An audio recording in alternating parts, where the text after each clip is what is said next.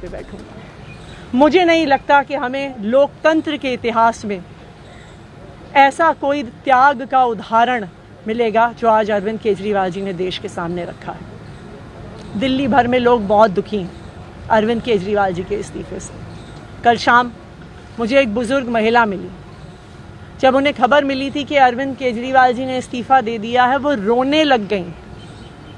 उन्होंने कहा कि वो मेरे बेटे की तरह हैं, उसको इतना परेशान किया है, उसको इतना परेशान किया, उस पर झूठे केस लगाए।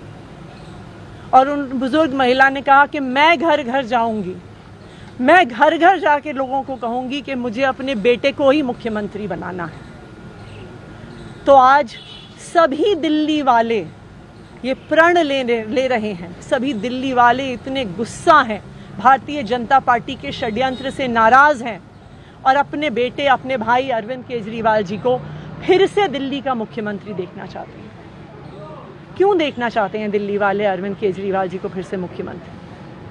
क्योंकि उन्हें पता है कि अरविंद केजरीवाल ही ऐसे ईमानदार मुख्यमंत्री हैं जिनकी वजह से उन्हें கெஜ்ரிவாலுக்கு உச்சநீதிமன்றம் வழங்கிய ஜாமீன் மத்திய அரசுக்கு கிடைத்த மிகப்பெரிய அடி என்று தற்போது அதிஷி செய்தியாளர்களிடம் தெரிவித்திருக்கிறார். இது குறித்த கூடுதல் விவரங்களை எமது செய்தியாளர் காவ்யா வழங்க கேட்கலாம். வணக்கம் காவ்யா, இது குறித்த கூடுதல் விவரங்கள்.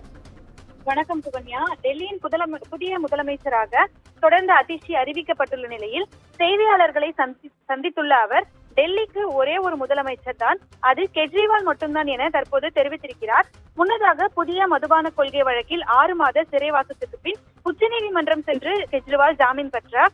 தொடர்ந்து ஆளுநர் சக்சேனா அனுமதியின்றி முதலமைச்சர் அலுவலகம் சென்று கோப்புகளில் கையெழுத்திடக்கூடாது உள்ளிட்ட பல்வேறு கடுமையான நிபந்தனைகள் விதிக்கப்பட்ட நிலையில் ஒரு முதலமைச்சராக தனது பதவியில் நீடிப்பதற்கான எந்த ஒரு சாத்தியக்கூறுகளும் இல்லை என அவர் அறிவித்தார். இதைத் தொடர்ந்து விரைவில் பதவி விலகப் போவதாகவும் கெஜ்ரிவால் அறிவித்தார்.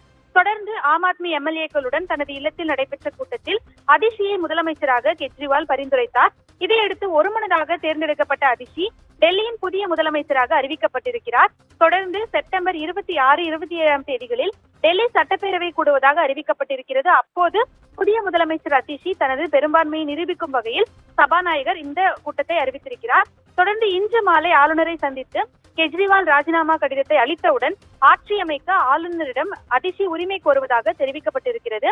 கெஜ்ரிவால் சிறையில் இருந்த காலங்களில் பல்வேறு நிர்வாக செயல்பாடுகள் மற்றும் நடவடிக்கைகளை அதிஷி தீர்க்கமாக கவனித்து முன்னெடுத்தது குறிப்பிடத்தக்கது. இந்த நிலையில்தான் தற்போது இந்த அறிவிப்புக்கு பின் தொடர்ந்து அதிஷி முதன்முறையாக டெல்லியில் செய்தியாளர்களை சந்தித்திருக்கிறார். அப்போது பேசிய அவர், கெஜ்ரிவாலுக்கு உச்சநீதிமன்றம் வழங்கிய ஜாமீன் என்பது மத்திய அரசுக்கு கிடைத்த மிகப்பெரிய அடி எனவும், கெஜ்ரிவால் மீது பொய் வழக்குகளை போட்டது பாஜக அரசுதான் எனவும் அவர் தெரிவித்திருக்கிறார்.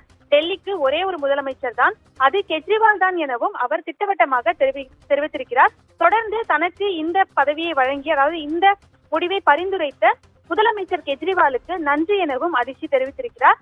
இந்த நிலையில்தான் இன்று மாலையே அவர் டெல்லியில் ஆட்சி அமைக்க உரிமை கோருவார் என எதிர்பார்க்கப்படுகிறது.